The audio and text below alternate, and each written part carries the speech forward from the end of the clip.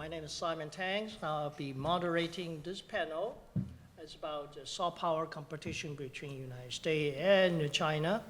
I'm going to first have a brief round of the show explanation for everybody, very brief. Then I'm going to introduce the honorable panelists on my right. Then we have, after this panel is going to conduct it in interviews format. So I'm going to ask a question first for each of the panelists. Then they had about 5 to 10 minutes to answer. Then we follow up with questions. And later on, we have Q&A. Since Ambassador Dobriansky is going to leave a little bit early, so she's going to be my #1 target first. So later on, continue on. I thought he was going to say I'm going to be his #1 target. Target too. I mean, positive sense. So that's that. Let me introduce you, Ambassador Paula Dobriansky. She said I can pronounce it any way I want, right? I can even pronounce it in Taiwanese way, but then again. Is a senior fellow at Harvard Kennedy School Belfer Center for Science and International Affairs.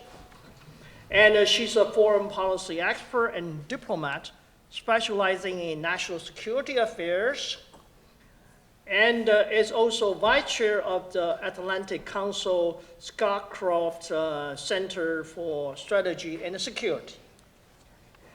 Ambassador Dobriansky served as Undersecretary of State for Global Affairs from 2001 to 2009, and was the President Envoy to Northern Ireland, which I've never been.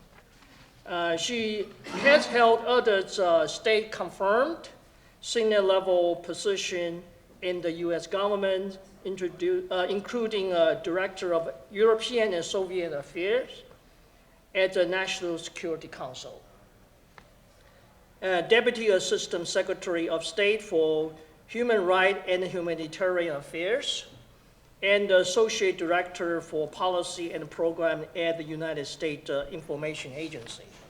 Since that we have limited time, if I have missed any key achievement, I apologize here. Okay. The next honorable panelist, Honorable Maria Royce, is a businesswoman, diplomat, and educator. As the CEO of Maria Royce LLC, she served on the board of for-profit company and nonprofit organizations. As a former Senate-confirmed Assistant Secretary of State and Education and Cultural Affairs, U.S. Department of State. She was Assistant Secretary of State for Educational and Cultural Affairs from 2018 to 2021, where she had the honor of leading a global team of 674 employees, overseeing 2 presidentially appointed boards, Fullerton Foreign Scholarship Board, and a Cultural Property Advisory Committee, also known as CPAC, and a budget of $760 million. And Mrs. Royce has 25 plus years of global experience in the Fortune 500. She also served as a full-time faculty member at Cal Poly Pomona. Mrs. Royce was recently recognized with the Dr. Martin Luther King Jr. Legacy Award for her leadership in global education throughout her career. Okay, thank you. Again, if I miss anything, apologize. We have limited time. And Mr. Tom Sheehy served as a staff director of committees on foreign affairs in the U.S. House of Representatives under Chairman Ed Royce. Okay. And the committee has jurisdiction over all elements of U.S. foreign policy, okay, including operation of the State Department, Agency for International Development, and the Development Finance Corporation. Tom was responsible for all committee functions, including goal-setting, oversight hearings, communications, working with Congressional Leadership Office, and other national security committees, and managing legislation. The committee focused on soft power, and which is today's topic. Okay, let's give a round of applause for our distinguished guest. Okay, so the first target, the first question I would direct it to Ambassador Dobriansky. Okay, the question is we like to know how effective is China's soft power compared to U.S. soft power? Can you give us a few examples in developing country where both nations are vying for influence, please? All right, thank you. And if I may share your mic? Yeah, absolutely. Thank you. First, I'd like to thank California Tech Fullerton for bringing us together. And I did see the Honorable Ed Royce. He was there you are. Thank you. Because I couldn't see you. I thought maybe, did you go out? I do want to congratulate you on this honor and for the Ed Royce International Symposium. And I'm very honored to be here today. If I may say, I had the privilege of interacting with not only the former member, but the chair of the House Foreign Affairs Committee, and someone who I highly respect, hold in high regard. And so for me, it's not just a privilege and honor to be here today, but I'm delighted to be here today, to be on this panel. So I did want to say that. Let me make a few brief points about China's soft power usage and then the United States. And I want to begin with Chairman Royce's excellent keynote address and the charts that he showed.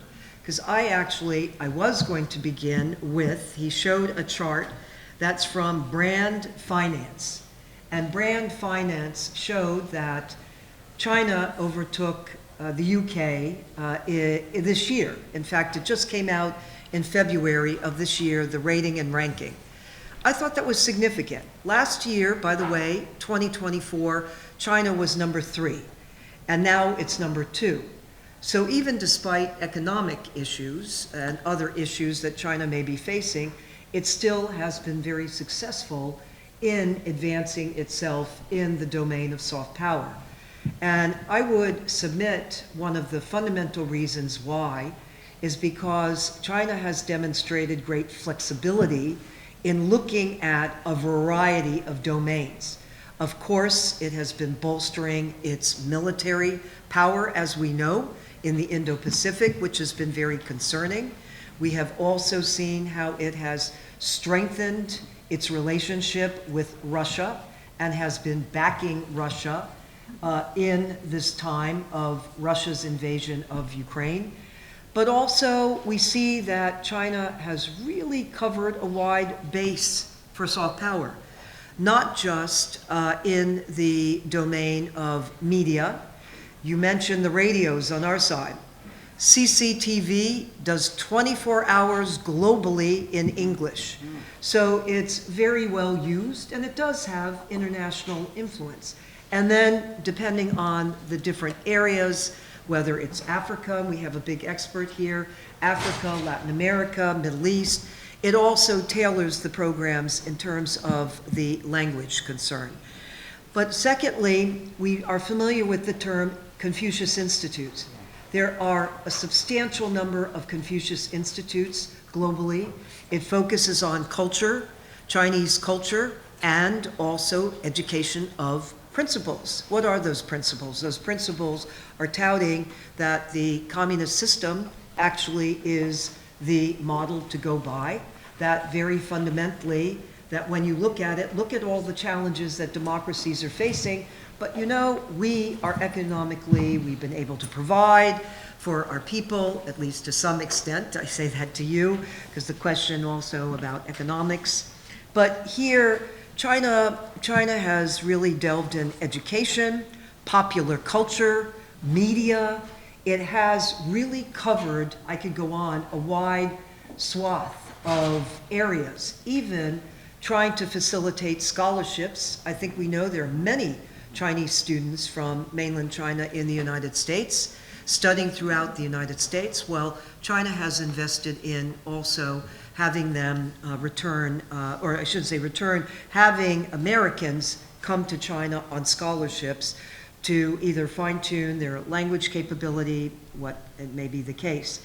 So here, I do want to emphasize it's not surprising, I think. And so, in starting to answer the question, let's look at that rating and ranking. The United States is number one, by the way, in that ranking of brand finance, which is just from February of this year. And China is number two. But it does demonstrate, I think, that there is a competition, definitely for, to use that term, the hearts and minds of the international community in this case. There's definitely competition. But I want to put a second point forward, and I have just a few more points on this question. Sure. There is a think tank, I believe this is in Spain. It's the Elcano Global Reserve or Preserve Report that comes out from Elcano. And I was kind of struck by this. Now, this is not a recent report, but I think it's germane to this topic. It focused on, in 2018, it was rating where China is in terms of soft power and its influence. And it came out that it is number two in terms of actually its, yes, at that time, their report in Spain said that they have a great deal of influence on soft power. But I found this interesting. As you talk about influence, there was also a metric for reputation. The reputation was very low, actually, interestingly enough. So I wanted to inject that in this conversation, although it used certain tools and instruments for influence, it didn't seem to be, in our terminology, did it really drive home hearts and minds? No, the reputation, they still had tremendous difficulty in countering their reputation. So let me go to, you asked about examples. I'm going to mention three. One is a very brief one, and that is with regard to Europe during COVID. I don't know how many of you saw it, but China actually did ship in masks and other kinds of equipment into Europe. It was splashed across European press, saying that when Europeans, like the Italians, opened up the packages, they were totally defective. And actually, that particular measure of aid and soft power, if you will, really backfired. There was really a strong condemnation that, what is this? You know, here you're shipping us really bad quality, and we don't want it, and we don't want to interact with you. I thought I'd mention that. Let me go to a second, and I do it with trepidation because you're an Africa specialist, but I do want to say on Africa, China has made some significant inroads, and it has done so through usage of something I hadn't mentioned yet is, of course, investment. It's investing, it's using a trade, economics. Why? Because of critical minerals in Africa. It's not doing this out of the goodness of their hearts in this case, not at all. It's totally self-motivated, interested in trying to be able to get a hold of these critical minerals. Here, I would say for the United States, one of the things that the U.S. did actually, certainly in the southern part of Africa, work hard on was combating HIV/AIDS, tuberculosis, and malaria. And actually, by the simple giving consistently of nets, actually we were able to help many countries really reduce, if not eradicate. But that's not the only area. It's part of this is, a lesson is a presence, being engaged internationally. And I think that's one of the aspects of competition. It's actually doing it in a way that will have influence and an impact.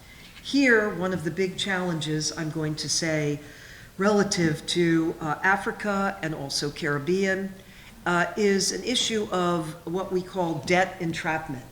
That as China engages certain countries and invests, then, by the way, a lot of this might be a building of a road or a bridge or a hotel, and it's gratis at the beginning.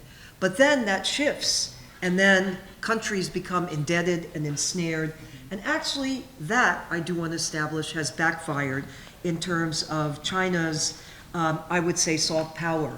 Debt trapping, as it's called, economic dependence, and actually, by the way, just like in our country, anywhere on this globe, local communities are looking at their local interests. And they have resented that some of that has been washed away when the Chinese have come in because they're looking at their own strategic interests. Last one to mention, Middle East. I especially want to mention the Middle East to you because it's an interesting one, in my opinion. First, because Xi Jinping actually has made to the Party Congress and in different speeches, he has spoken about the Middle East and how of strategic importance it is, and that China wants to be engaged in infrastructure relative to the Middle East. And actually, they have been investing significantly there, and they also have made some headway with Saudi Arabia, with UAE, and I pick out UAE because UAE is a country that the United States has a very close strategic relationship and partnership with. But if you look at actually UAE's interaction with China, it has been enhanced. And so countries like those in the Middle East are waging their bets at this time. How can we benefit? And we're going to actually maximize and exploit this competition actually between the United States and China for our own benefit. So relative to the metric in your question, there will be some swings here. I've given a longer answer to this question, but I wanted to build upon the charts that we saw from Chairman Royce's excellent address and dig a little bit deeper as to how I see it. I do think that the Middle East is going to be a key, important strategic area, definitely, and I'll end on this note. One of the things that they've been brokering, by the way, it happens to be ports, and you've been seeing this around. I don't know how many of you know that actually the Chinese really worked very hard to get, or to try with Israel to get a full rights to a port facility. In the end, they didn't get it because, by the way, the United States was definitely engaged in countering this, but they do have rights to Haifa. And again, this is of strategic importance to us. We haven't seen, relevant to the recent tragedy in Gaza, what was the Chinese position? By the way, there was no condemnation of Hamas in this case and the tragedy that took place, or categorizing Hamas as a terrorist organization. So here the question will be for them, will these political constraints overtake actually any kind of, I'll use it loosely, investment that they're making in the region itself? So that remains to be seen, but they still, the last report, according to Brand Finance, is they have that number 2 seat in terms of soft power. Okay, thank you. Yeah, since Ambassador Dobriansky has a chauffeur waiting outside, No, so I if the other two panelists don't mind, I'll follow up a question. So we all feel at ease, then we follow up to the other two. And they don't mind, right? Go to them. No, I'm going to counter our moderator. Go to them. So because I gave unexpectedly a little bit longer commentary. I can see that I have no authority around here. That's fine. That's fine. You remember you were making us targets. Okay, no. Okay. So I have the question for Ms. Royce. It's pretty short. Well, you can answer it to any length you want. How can U.S. under Trump's current U.S. aid policies leverage our hard and soft power in developing market to counter China's influence, please? Okay, well, thanks for asking that question. Well, my background, as the introduction stated, was that I'm a diplomat I'm a businesswoman and an educator. So to answer that question, I'm going to kind of put on the government hat and the business hat. But I just want to say that President Trump really likes business people. When I came in, they'd asked me to really run it like a business. So when you think about USAID, the big thing that business people would say is it aligned with the strategic priorities of the U.S.? And right now with the State Department, the priorities are prosperity and security. So they're really looking at trying to create more efficiency. And when I worked in the private sector, I for 12 years worked in telecommunications globally. So it wasn't always the most efficient. And so consequently, what I would just say is that one of the things that happened, which is actually helping the United States from a global standpoint, was the BUILD Act with Congressman Royce, my husband, created, and Tom were involved with, which basically kind of was a game changer.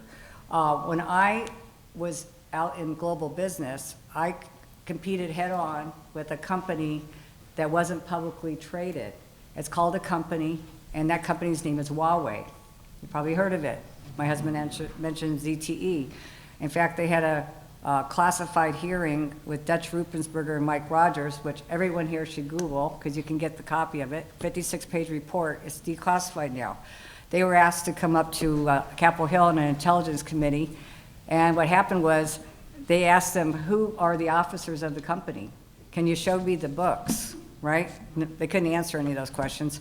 So they're not allowed to really sell their infrastructure here in the United States. And that's what I did. I sold infrastructure for Lucent Technologies, Alcatel-Lucent, and Nokia, which is the backbone network.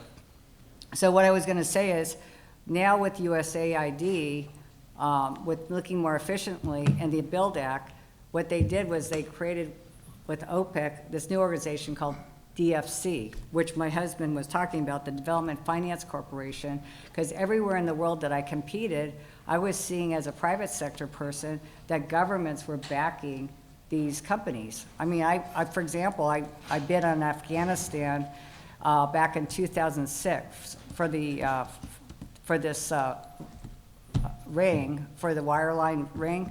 And when I competed, I got the United States government to back me with Lucent. I found that the Huawei came in at almost 60% less cost than we did on our bid. So we said, well, how can those engineers be paid $15,000 to $20,000? Doesn't make sense.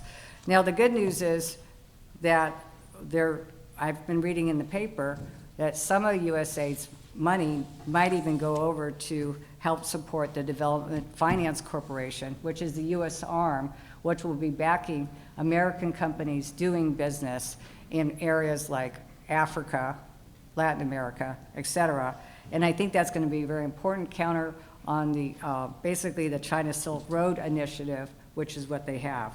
So I just would say that. And the other thing I'd also say is that China is very active in technology standards, and I got really engaged in that. And the arm of the United Nations from 1865 is called the ITU, and they actually ran, Zhao, his name was, he was Secretary General of the ITU. So the important thing to know is how can they have so many people working on the standards committee? Because we had people from Bell Labs PhDs, but we're a company, we have to pay for those people who work full time to work on these committees, right? Where they have government, they call them, government or Huawei employees, but they're all fully funded by the government to spend hundreds and hundreds of people to working on all these committees. They're working on the standards for 5G, for example. So I would just say to you, going back to the question about USA and efficiency, I think it's important that we just look at it from a business lens and say, are we deploying our resources effectively for the taxpayer to help the business community and actually create real jobs? And that's one of the things that I think is really important. Thanks. Thank you very much. You're welcome. Okay, I'm going to follow the order of my asking, which is totally correct.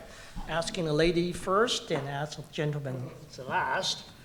Okay, so for Mr. Sheehy, that we understand that China is facing some economic challenge, right? Am I right? So such as deflation and the real estate crisis, and rising debt. So how might this issue impact the sustainability of the Belt and Road Initiative in Africa? That's your area of expertise, please. No, thank you. And I want to start by recognizing Chairman Royce and his legacy here. And one of his most major accomplishments was a trade bill with Africa. And so we passed it in the late 90s, and it was a bipartisan bill. And President Clinton signed a bill that promoted trade with Africa. At that time, the U.S. traded about the same amount with Africa as China did. Over the last 25 years, China has gone to 5 or 7x, 7 times what the U.S. has done. And so what we've seen over the last 25 years is this amazing Chinese focus on the continent of Africa. That's trade and that's investment. That's the whole Belt and Road Initiative. So to your question, I think we have seen some statistics indicate maybe less Chinese investment over the last couple of years. I think that's in part due to COVID. But I think the Chinese will maintain a sustained commitment or focus on the African continent for many of the reasons that have been discussed, including Ambassador Dobriansky's mention of the critical minerals. China, and I think with Assistant Secretary Royce, it came out, we just have to realize that they play a fundamentally different game. They have a different investment model, and so when they go to Africa, it's a synchronized package. They have the financing, they have the companies, they bring the entirety of the package. It's well coordinated with their government. The U.S. just doesn't operate that way. We never have. I think we are becoming more like that out of the necessity to compete, but that's one of the reasons that China for the last 25 years has really come to dominate Africa. And again, I think that focus will maintain, but just a couple of points on how the U.S. might be countering that. And we need to look at this also from the African perspective. We tend to look at China and treat Africa as just these passive actors. No, they're countries, they're people. And I look at Chinese engagement in Africa, I understand why Africans have welcomed them. 25 years ago, if you travel to Africa, there are no roads in many countries. There's no infrastructure whatsoever. And so here's China coming along and say, we're going to make investments in your country. We're going to build roads. We're going to build power stations, infrastructure. There is no power in the vast majority of Africa. Villages don't have lights to teach kids. So you can understand from an African perspective why it was alluring to have China come in with investment. Now, to the chairman's point and the point that had been made by others, the terms of the deal aren't so good.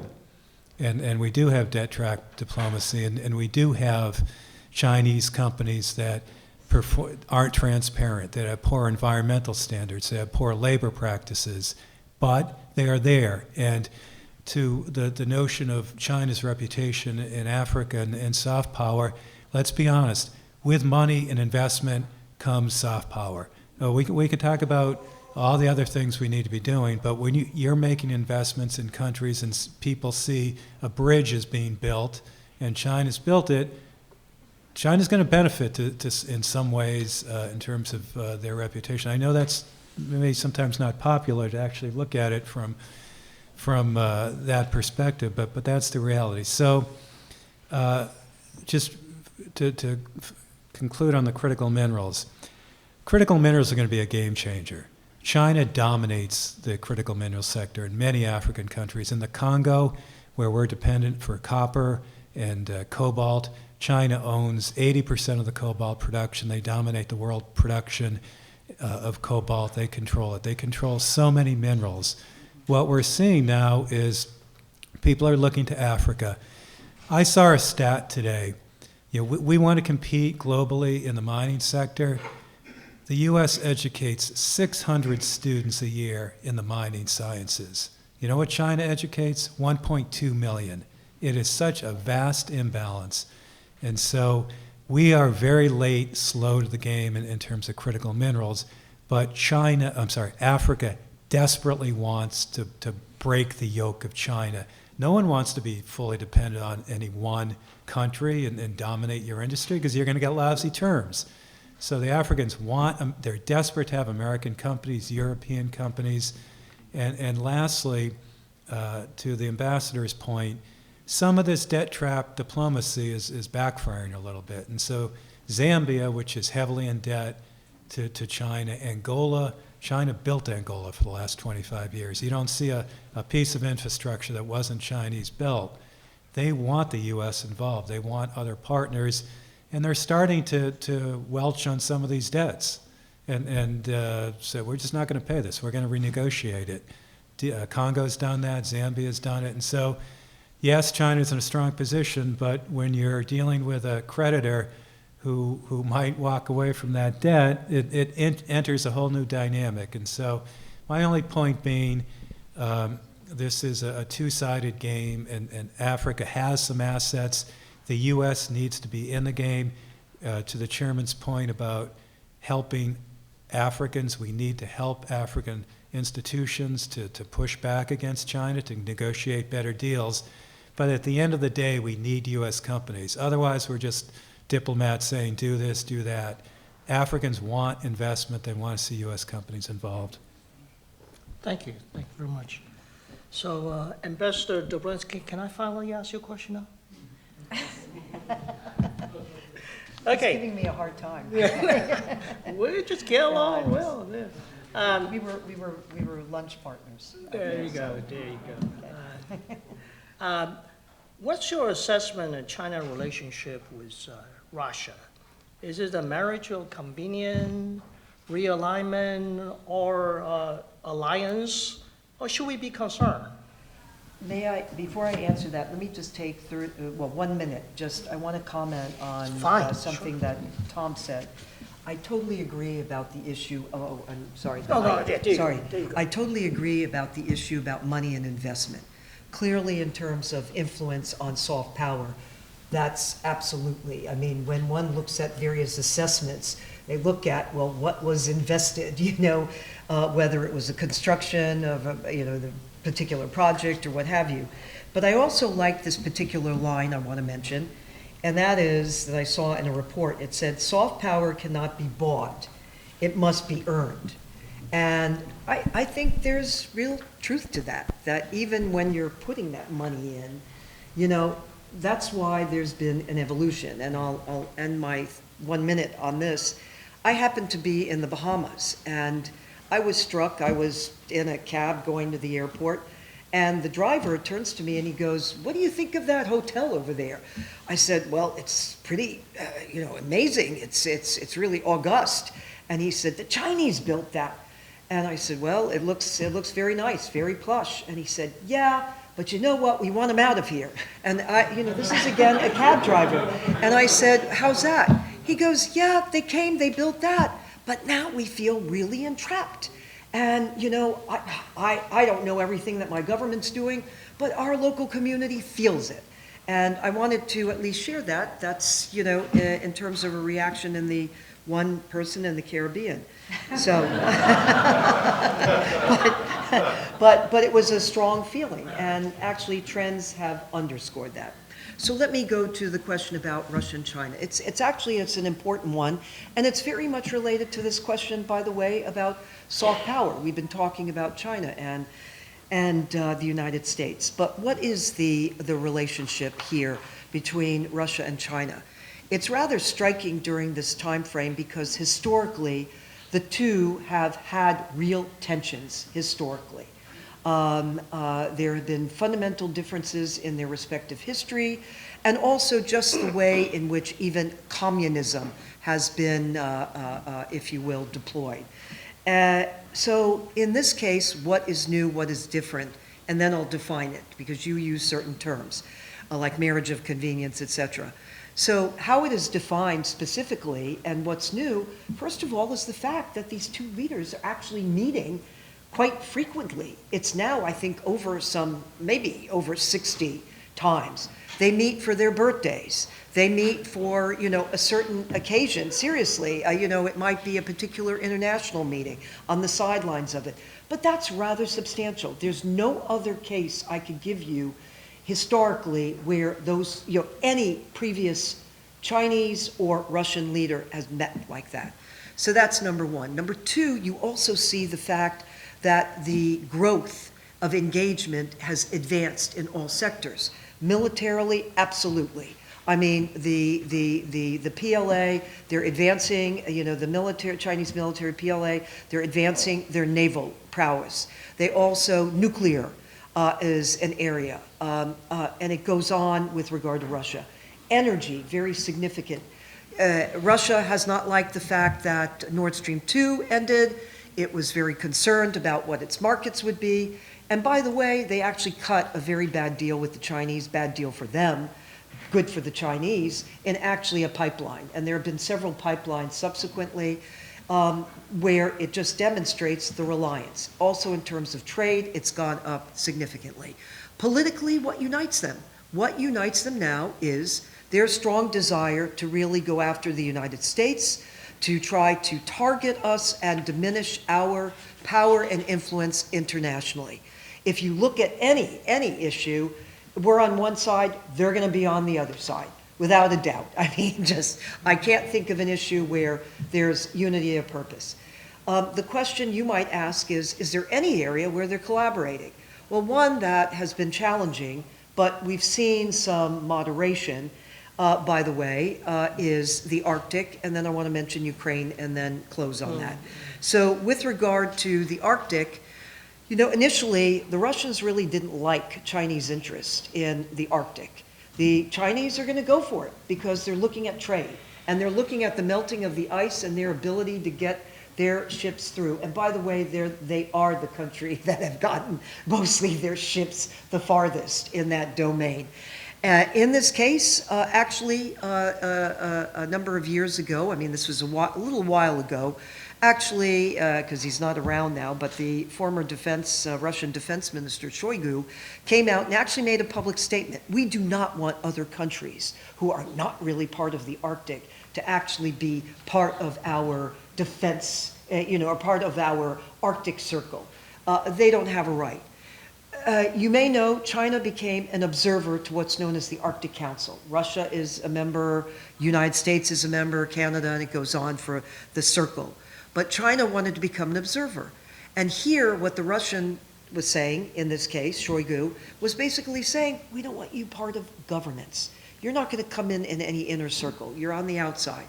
We've seen some moderation of that, by the way, and that may be just because of this overall relationship. Ukraine, graphic case in point, where China really has been backing, I will use that word, backing Russia in terms of what it's doing in Ukraine. It's been reached out to time and again, meaning China. It has not stepped forward to take a moderating role to help. Zelensky, 2 years ago, called and asked the Chinese, please help in getting our Ukrainian abducted children back. Please help in that humanitarian context. No, none of this happened. So in this case, how would I define it? I don't see it as a marriage of convenience. I really don't. I think for not just the short term, but the medium term, they're very much united by the desire to diminish our influence. Their desire to also fragment our relationship with our allies and partners. They're also very desirous of restructuring, if you will, the international order. You have the term, the global south. I mean, there's a real push here for, who's where and on what side, all of that. So they're definitely moving forward. If there's a diminishment of the relationship, and they call it an alliance, I would call it an alignment, but I think historically, there's always been like oil and water. There's been, if I may use this term, racism that really has been used in, I'd say, in the Russian direction of Chinese, which has been totally inappropriate and intolerant. And for the Chinese looking at Russia, it's been like, well, you're a junior partner. You're kind of, not as strong as we are economically and where we are at this time. So I would call it an alignment. Alignment, that's a final verdict. Not final verdict, but just a point that I put forward. Okay, thank you very much. So the question follow-up with Mr. Royce. I pointed out, well, general knowledge that Chinese is facing some economic decline challenge. I actually read about 2020, there's a book called Danger Zone, The Danger Zone.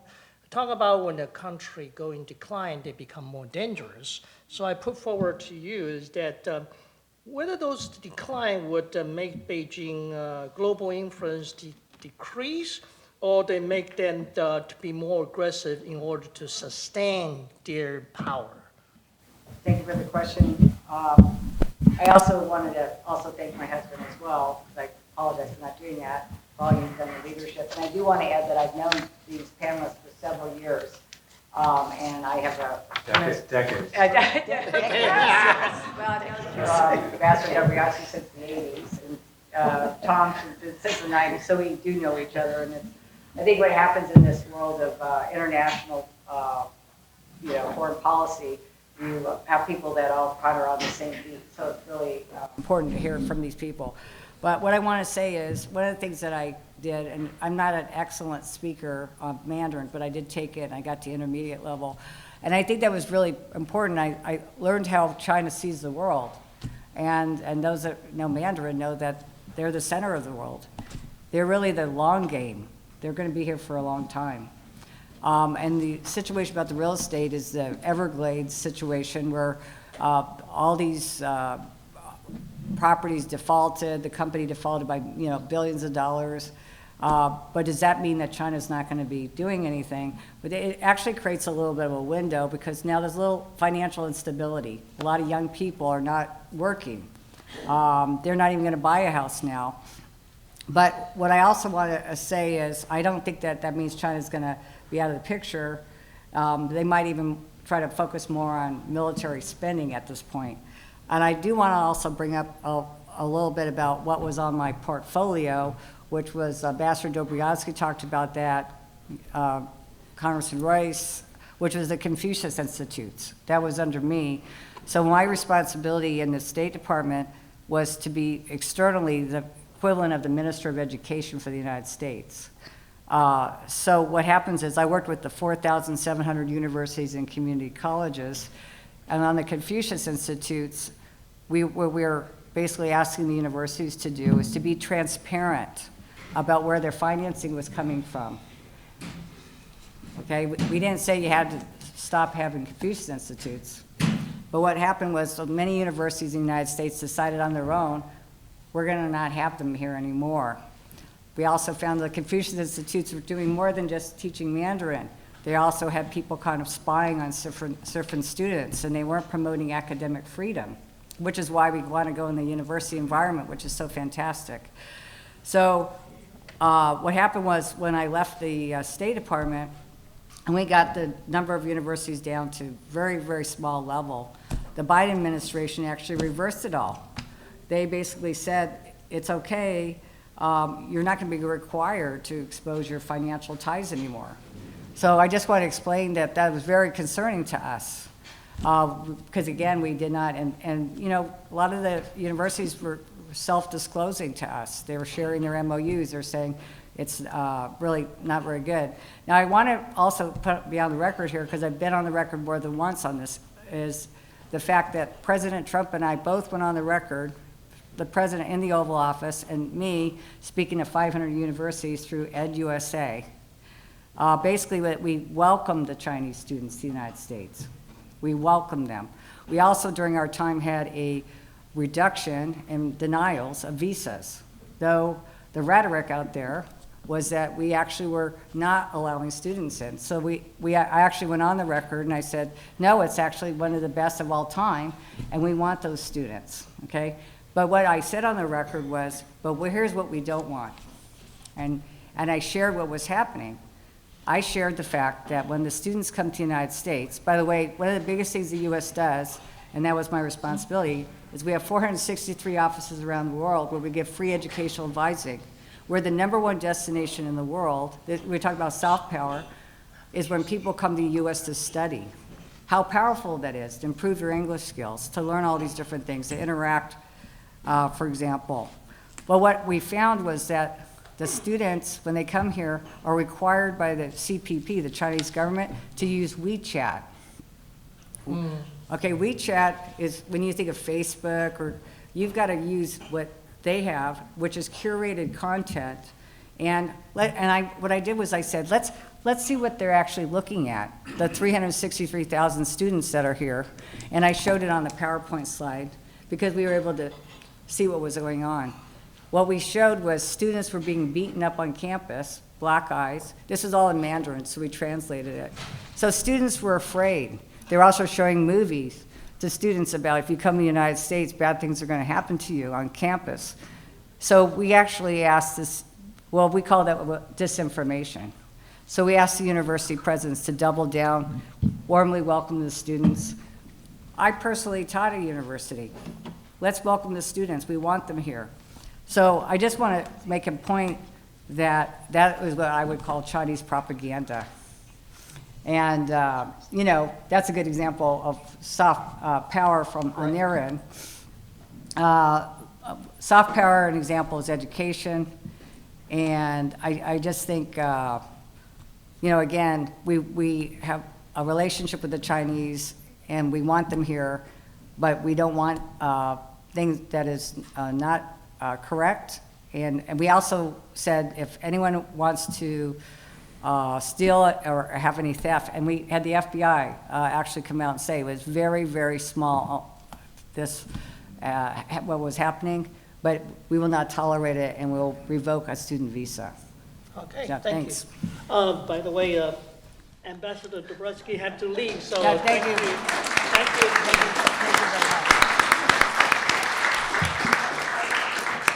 I was going to yell, I can yell it out, I have a loud voice, but something that might be of interest, you know, Dr. Tang said, well, did I leave anything out? I never told him this, but relevant to this conversation might be of interest. XM Bank in the Trump administration, Trump 45, created actually a council on China competition. I am the chair, I was the chair then, and I am wow. the chair now. But it's very important because there is a strong belief that here our own companies are not actually, we focus on 80% made in the US, which is good, but it's tough because the Chinese are trying to squeeze us out of markets. So I did want to say that. I missed that, I apologize. Okay. All right, No, thank you. no, Yay.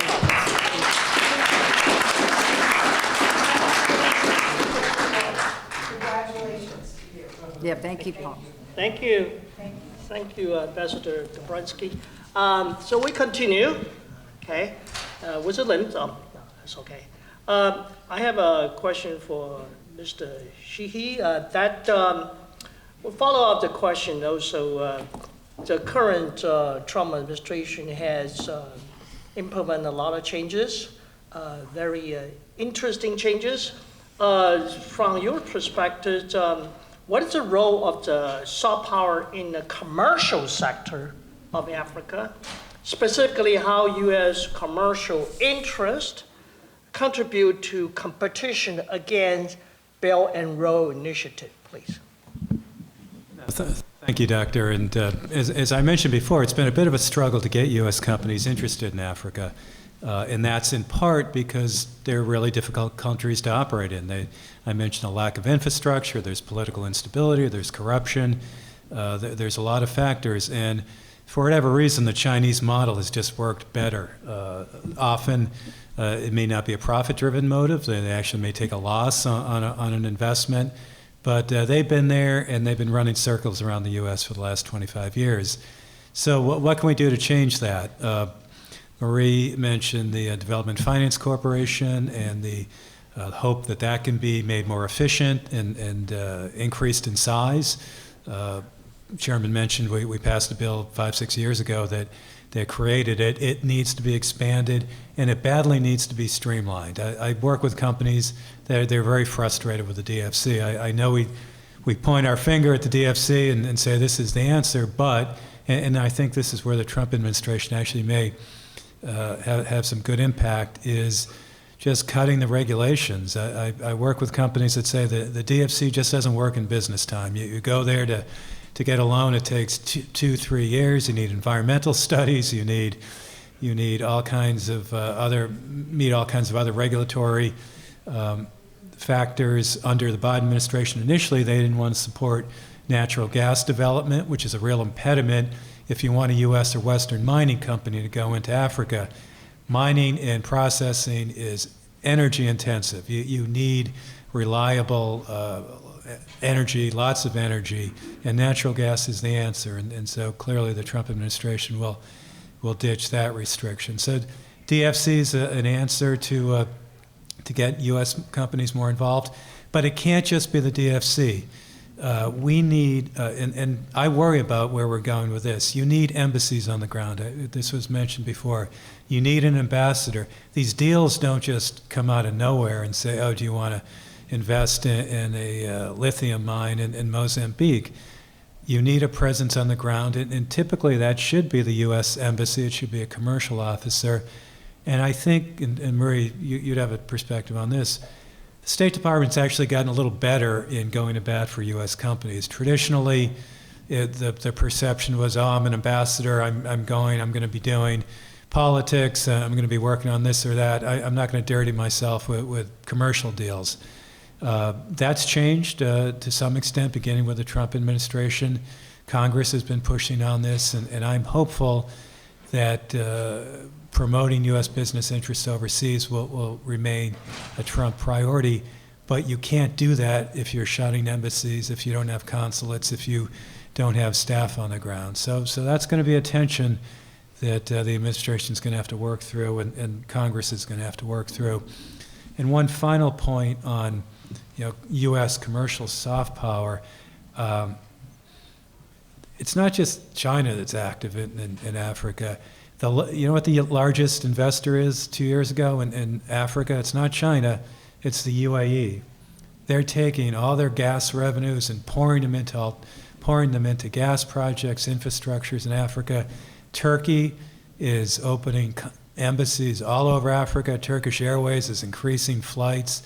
Canada's opening embassies in Africa. The world recognizes that Africa is really going to matter for a lot of reasons: critical minerals, energy, a lot of other reasons, and the U.S. needs to be in the game, and you can't do that on the cheap.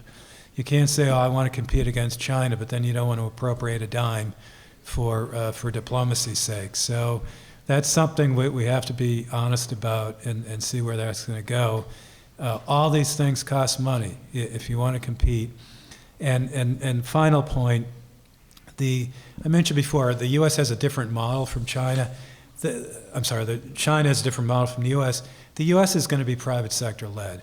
The DFC is designed to help U.S. companies what's called de-risk. I mentioned Africa is really tough to go into. What the U.S. government can offer is some loans, some political risk insurance, but most importantly, the flag still matters. It's a U.S. ambassador going to a project. If a U.S. mining company wants to invest in a mine, it's a lot of money. It's $500 million, $1 billion, even more. You want that U.S. ambassador who's going to go to that site, say, this is really important to the U.S., don't mess with it. Because so often in African countries, oh, you have a contract to mine? Let's rip that one up and let's do a new contract. Sanctity of law is really weak. And so you need everything working together. And it's not just a mining company going to DFC in Washington, D.C. and saying, hey, I've got a project here, let's back it. You have to have a ground game, and that ground game requires U.S. government assets on the ground. And every other country in the world realizes that. I hope the U.S. does. Okay, thank you. I saw that you were writing note like crazy, so you want to supplement that? Well, I just wanted to add a couple of things. Since I used to do telecommunications in Africa, I used to go to you've probably heard of USTR, our trade reps. That's where you go if you have a trade agreement or a violation of an agreement. So I was constantly going in there, and I would bring to them all these agreements where they had signed these agreements, and they would, they'll say to the person, oh, well, he's not with us anymore. What do you mean? He was with your company. No, but he's not with us anymore. So that constant. The other thing I want to add is that it's not a level playing field. I would go into the agencies, and I wasn't asking for any special treatment, but I want to just make a comment about the Foreign Corrupt Practices Act. Is everybody familiar with that? Okay. In the United States, if you're a member of Congress, a government official, we're limited. Like you can maybe you could buy a cup of coffee for someone. And if it's at Starbucks, maybe not. Maybe it's too expensive. But with the Foreign Corrupt Practices Act, people here are limited. All our business people, or the companies will be fined if they do anything. Where our competition is giving everything. They're buying $5,000 coats at Bergdorf Goodman. I was told that on a couple procurements. So these are the types of things that are happening. I'm not saying that we should stop that for the United States because we are incredibly transparent and ethical. But I just want to let you know that we're not equal. And lastly, what Tom was saying about our ambassadors, I do see a shift, and that's very important. But the Chinese ambassadors, for example, and the French ambassadors, for example, they are right lockstep with their companies. They see as a strategic imperative. In Washington, if you ask any ambassador what's important to them, they'll tell you right away to help create more trade, to help their companies. So I think, so to answer the question here, I'm just very happy to see there's more of a shift here. But lastly, on the business piece, working in business, people think, oh, why don't you just go in and set up an office? But it's not how it works in the private sector. You have to have business, right? You can't just set up an office with no business. So that's not an easy thing to do. But if you're subsidized, or you have, a company that's not really a company, you could do that. So that was another thing that happened when I worked in business is some of the countries would require what's called indigenous innovation, where they say, you've got to build a plant in my country. Well, American companies only have plants in certain places, and the Chinese companies say, okay, we'll do that. So then all of a sudden we're not able to compete. So because private sector has to have business and they don't have that flexibility, but it's all state controlled, and that's why they can just say, okay, like in Brazil as an example. Brazil was a country that said we're going to do indigenous innovation. So I think it's really a difficult thing to compete against that. So those are some of the notes I was writing down. Very Thanks. nice. Thanks. Very nice. Can I just add one other Absolutely. point to that? And just to underscore the difficulty of competing. And so everyone's interested in critical minerals, and we need these minerals. And we simply can't source these minerals in the U.S. We should be doing all we can to produce, to mine and process more critical minerals in the U.S., but we are so far behind in terms of our mining industry, it's going to take decades. So we need other regions of the world. That's why we need Africa. But for all the reasons that I mentioned, that Marie mentioned, why it's tough to operate, I'll add one other, and that is Chinese market manipulation. And so China has gained such a dominant position in so many critical minerals, they can manipulate the prices of minerals. And so you have say a U.S. company that wants to go in and invest, and this is a real case situation. It was recently reported in the Wall Street Journal. They want to invest in a lithium mine in Mozambique. Graphite mine. The U.S. produces zero graphite. It's a critical mineral. We are almost entirely dependent on China for graphite. Graphite's important for all kinds of things in aerospace and all kinds of applications. Under the Biden administration, under some of the support that was given to companies for the energy transition, a company was given a lot of money to go and invest in Mozambique and mine graphite to be processed in Louisiana. All of a sudden, the price of graphite tanks, and they go out of business because China has flooded the market with graphite. So these are just really tough problems, and the market's distorted, but even where you think you might be intervening successfully, okay, let's subsidize this company to go in, there's another variable that undermines you. So it's a very complicated, almost a kaleidoscope here, trying to put together the pieces to support U.S. companies. overseas. Okay, thank you very much. Since Ambassador Dobriansky has left, can I welcome Congressman Ed Ross to fill in her place, please?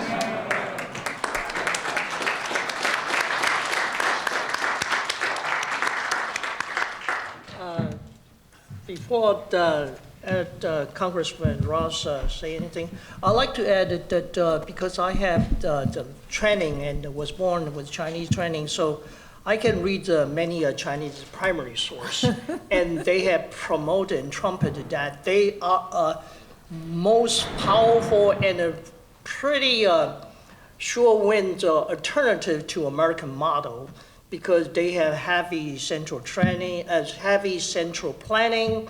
At the same time, they're totally flexible, no hold bar. So in any case, we're not saying that the propaganda is correct, but we do face challenge.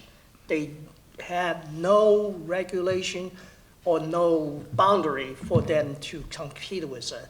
So with that, I hope that Congress Ross can give us more insight. No, just one point, Dr. Tang, that I would add to this that hasn't really Go been ahead. brought up. I think the one thing that Beijing is doing on focusing on the hard sciences is critical. We are not doing this in the United States. Yeah. You heard the number, 600 we turn out a year in terms of engineers that are capable of working in the mining industry. What was the number, Tom? 1.2 million. They turn out 1.2 million. I just want all of you to think about the fact that in Chinese society, young people are encouraged from the earliest age to think about those hard sciences, to think about becoming an engineer. What does that mean downstream in terms of their capacity? Because they're not going to teach engineers. They don't intend to in Latin America or in Africa. They intend to bring their own people there. And as they do so, you'll notice that what was 10,000 becomes 100,000, becomes 200,000, 300,000 people in Angola, etc. They don't intend to hire locally. There is a form of colonialism here, and colonialism is an issue. It's an issue for France, it's an issue for the United States, but it is certainly today an issue for Beijing.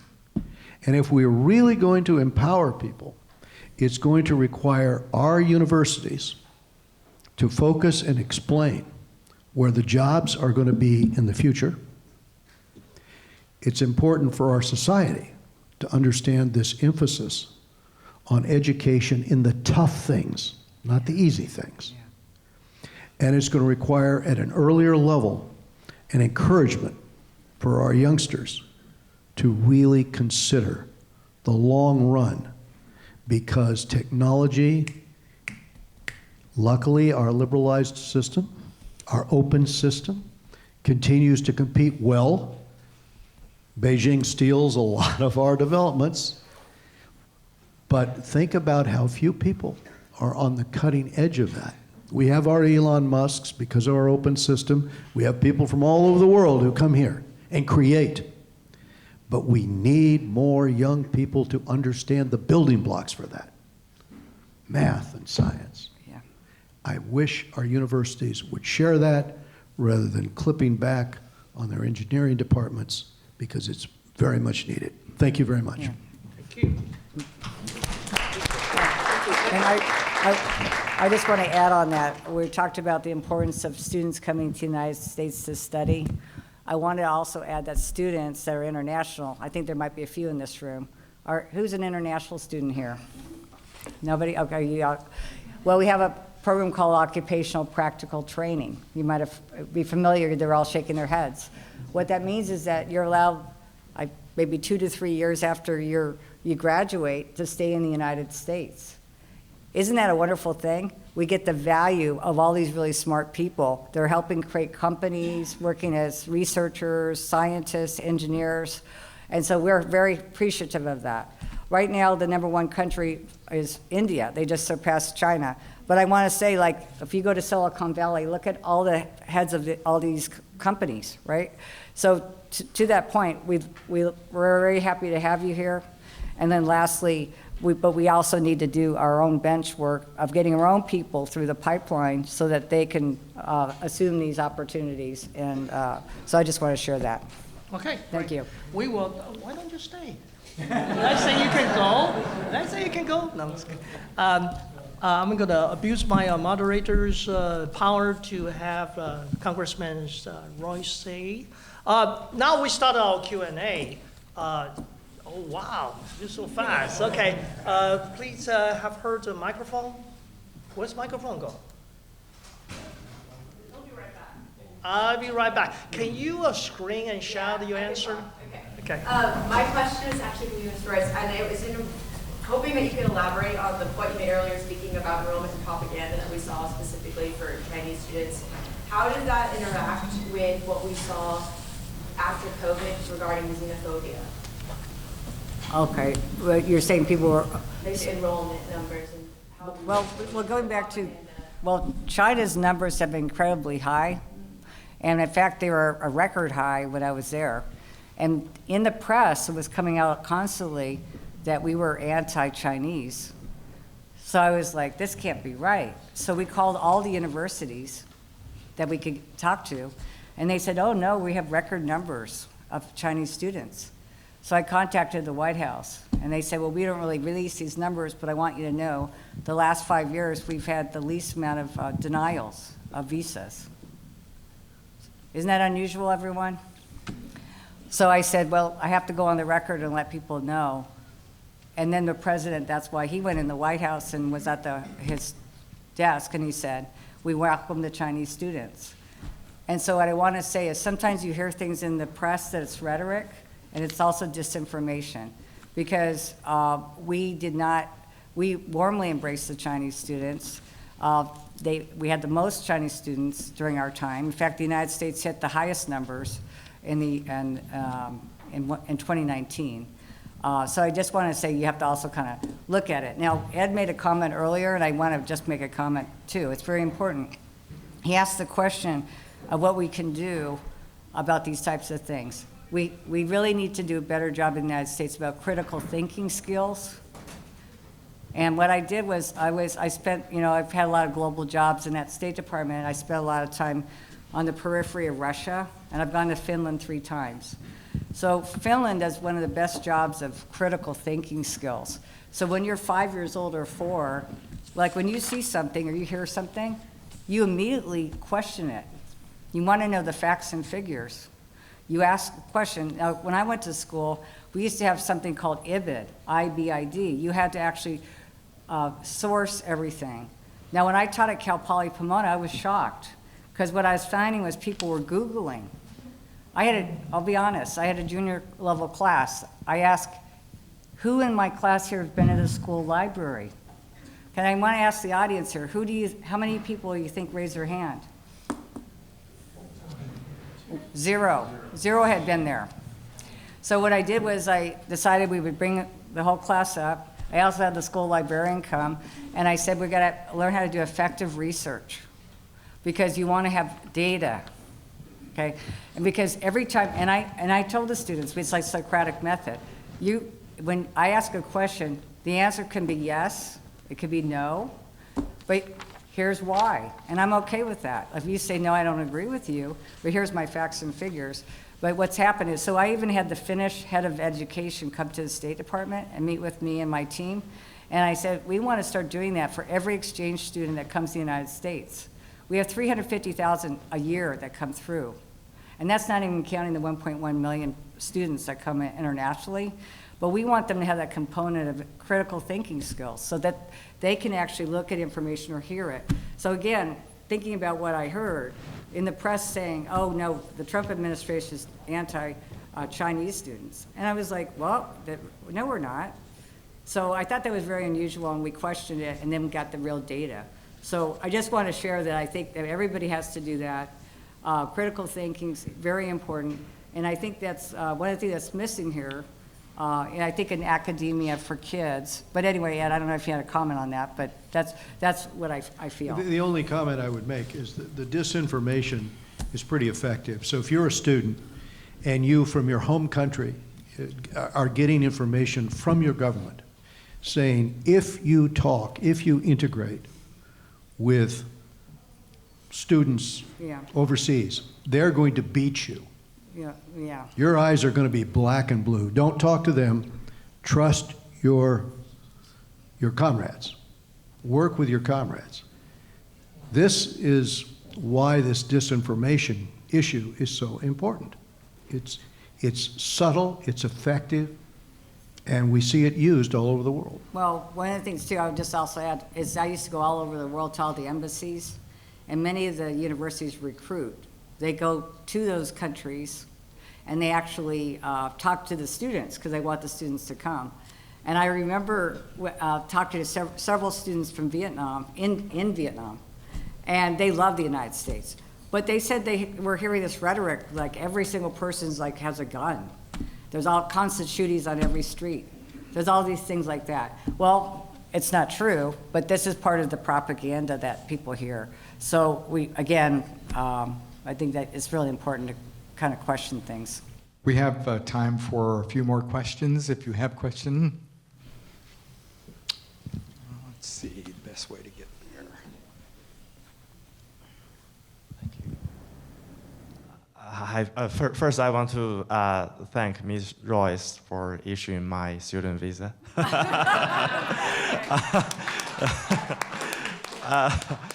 Yeah, because I got it in 2020. So, yes, my question is about Belt and Road Initiative. I think we all know that it is operated through a very top-down approach between Chinese governments and foreign governments.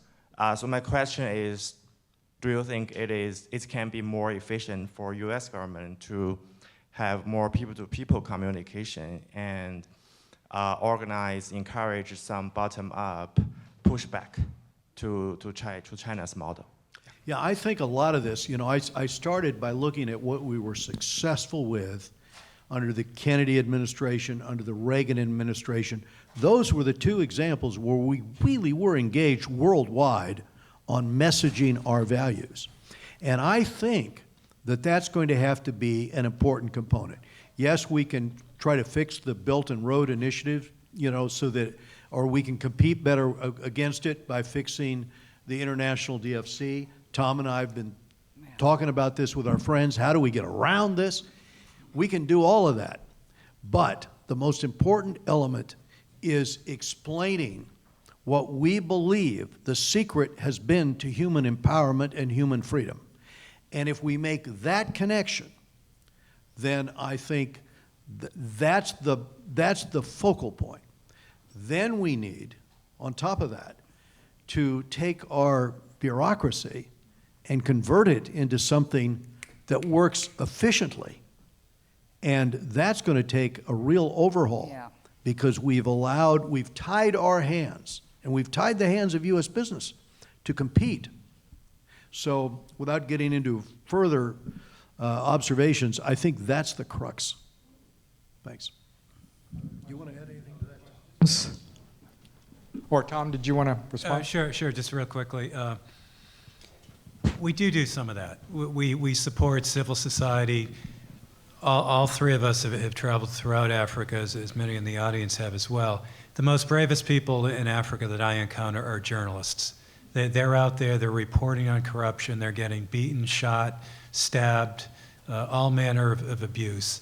And one of the things they do, and we should support this, is they report on, okay, China's coming in and building a dam. Well, what are the terms of the deal? Did the parliament look at it? Is this transparent at all? So that bottom-up civil society transparency is a very good thing, and it's a good thing anywhere. It's a good thing in our country. It's a good thing looking at any investment. So the problem is there are so few of those people in Africa, and they're under the gun, and so anything we can do to help there is worth its weight in gold. Yeah. Okay, we have a question. Did you have a question? So certainly my presence here has made me realize I have a lot of questions still about hard power, whether it's out of ignorance or out of interest.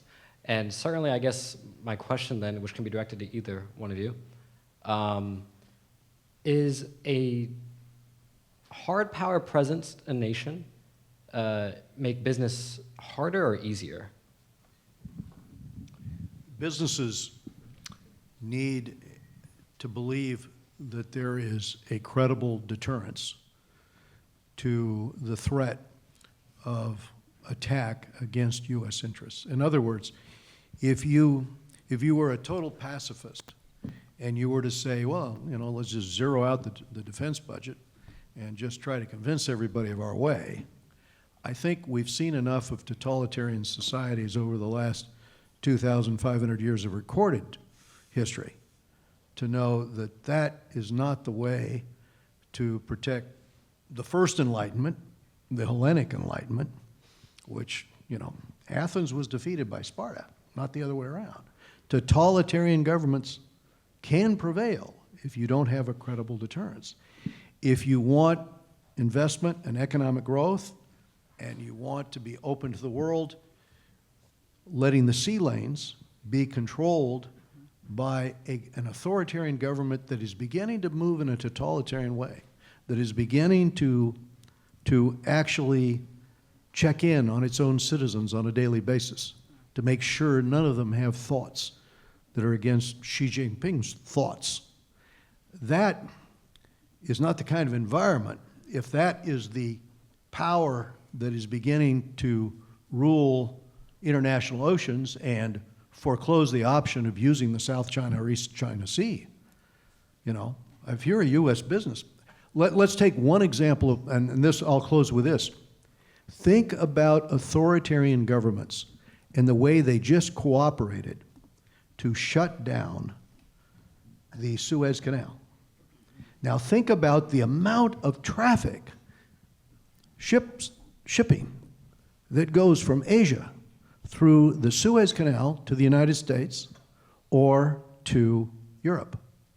The costs have virtually doubled because the only ships that can go through the Red Sea are ships that Iran, through the Houthi proxies, that Iran agrees will not be attacked. Who will not be attacked? Iranian ships and Chinese ships, because China has a deal with Tehran. Suddenly this takes on international proportions, because wait a minute, if you're competing with companies, let's say in Beijing, and it costs them half as much and it's twice as fast to get the food and everything else through that canal, all of a sudden you realize, wow, you have to have a deterrent effect. But to have a deterrent effect, as Reagan showed after the attack on our vessel, you have to be able to use it. Right now, we're in a stand down where no companies in the West will try to make that run through the Red Sea because the Houthis have taken out so many ships. And they do that with the support of Iran and the agreement that Iran has with Beijing. Only Beijing ships can move, and you better believe the others are all taking the trek all the way around Africa, another, double the time. That's the example I would give as to why hard power and the credibility behind it is very important. Yes, follow-up questions very quickly. So, unfortunately, the master's left, but I did think it was important that she made us think about the Middle East. Mm-hmm. So my question to you is, do you think to properly face China in the Middle East again, is it going to be necessary for us to return to like a place like Afghanistan? There's a gentleman here from the Sikh community. This is a problem where it's not just the United States, but the world really failed. There's a friend here from the Sikh community who was telling about the plight of not just the Afghans, but other minority groups in Afghanistan, like the Sikhs. Can you imagine multiplying the number, especially of young women? Because when I was there, I saw the soccer stadium where they were massacred. You had a government that said it was a felony for them to get an education. that no longer could doctors or nurses treat women because they were women. I mean, you've just witnessed a case where not only did we retreat, but we did it in a way that the world noticed. And so our credibility in the globe is dependent upon us having a certain amount of stamina, and our world and our leaders in the United States backing up the promises we've made. And if that meant making a compromise with the Europeans when the British and the French said, hey, here's the deal. You stay in the cities with us. We keep Bagram Air Base. We can protect, 70% of the people. Maybe you want to leave, but at least let's take a defensible perimeter wire and protect educated people and make sure they continue to. That was a good idea. And instead, we unilaterally said, no, on the anniversary of 9/11, we're out of here, ready or not. And that was a disaster. So I think that is an ample example. Thanks. One more question here. Okay. If it's a short question, we can probably get two in. Hi, I just have a question about soft power, and I guess something that didn't get brought up was how the American people feel about it. And to illustrate my point, I guess, for me, like growing up, I saw a lot of commercials about charities for Africa and stuff. And you guys have mentioned like the bug nets helping Africans, but when I learned about that was in like college, I guess. So I feel like something that's overlooked is maybe like sharing what U.S. aid has done around the world. I think you're absolutely right. I think we should share what we've done, with PEPFAR and with USAID, but also the fact that the United States is the one country, because of our civil society engagement, where you can kind of double that in terms of, the humanitarian aspect of dollars donated, whether it's through church groups or it's through hospitals that go there, or doctors. I know many who, go there for 6 months to volunteer operations and so forth. We need to have people comprehend that in a free and open society, for all our faults, we are the antidote to the alternative of that, which is an authoritarian society where people do not feel they have the upward social mobility. But part of this is the feeling of wanting to help others achieve this goal. And the United States needs to do a better job. The government needs to do a better job indeed as well of conveying this. Thank you. One more question. Excuse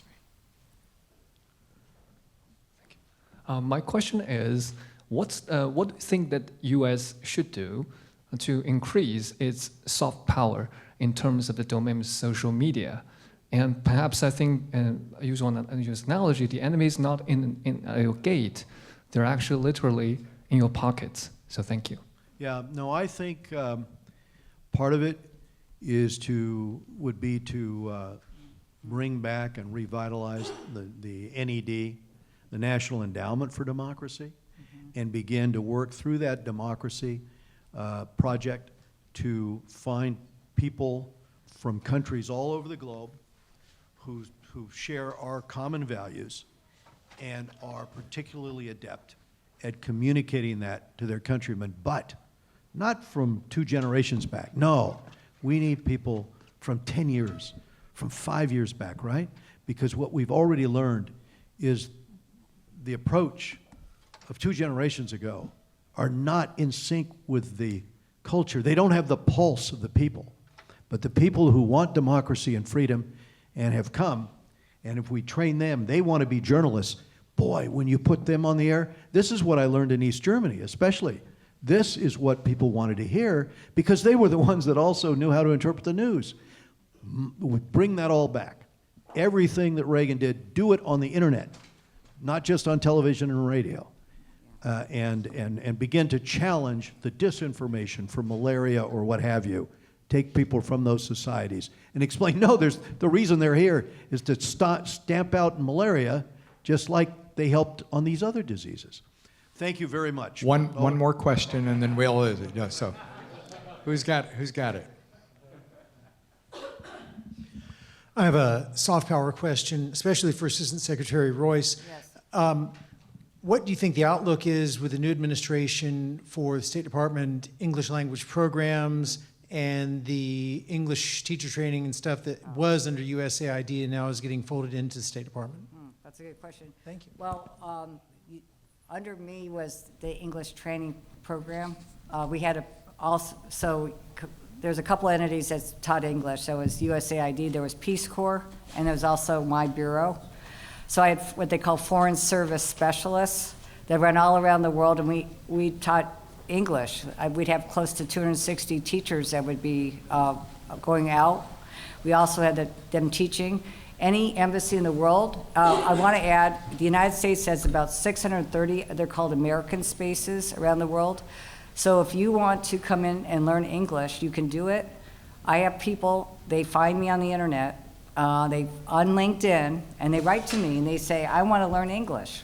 So I contact the embassy. One gentleman's now gone 4 classes, and it's really exciting. So I think that's really powerful, English, and I really hope that they continue to support it, because one way to go against disinformation is to be able to read English and read US content, right? So during the COVID times, we had up to 2 million people on webinars to learn English. I mean, I thought it was amazing. You know, people thought, oh, well, I can't come into the embassy now. I can't go learn English. But now 2 million people at a pop were watching online. So to your point, I really hope that they continue that program. But I think that's very important. It's a game changer. When students come to the United States to study, they learn English. In fact, what I did, I proposed a model called 2+2, community college plus universities, especially for students that are from countries in English. They don't know English very well. And then they can